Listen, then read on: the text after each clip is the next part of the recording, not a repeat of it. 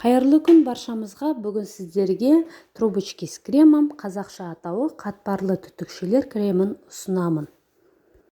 Трубочкидің формасын фольга қағазын пайдаланып конус формасын жасаймыз.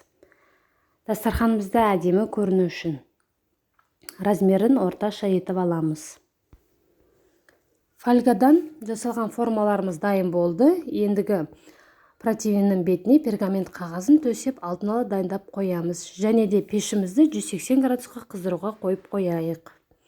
Ендігі трубочканың қамырына кірсек, менде қатпарлы қамыр, яғни слоеное тесто 4 бөлікке бөліп, бір бөлігін осылай етіп жаямыз. Формаларымызды осылай нанмен ораймыз. Осындай формада трубочкилеріміз дайын болады. Міндетті түрде жұмыртқамен майлап аламыз.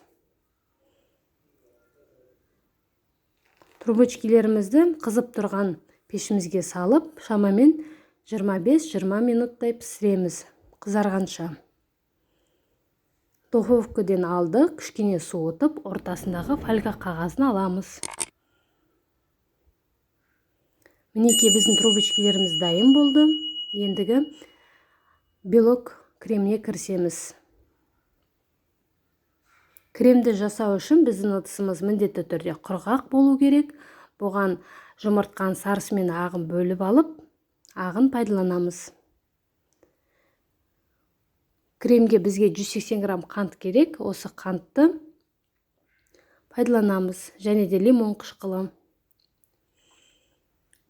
Ақуызымызды миксерлейміз. Көпірген сәттен бастап біртіндеп қантымызды қосамыз. Ақуызымыз бір келкі плотный масса болғанша дейін миксерлейміз. Миксерлеп болғаннан кейін барып, лимон қышқылын қосып, таяқшамен араластырамыз. Барлық салманы мешогімізге салып аламыз. Қазір бұны трубочкеміздің ортасына саламыз.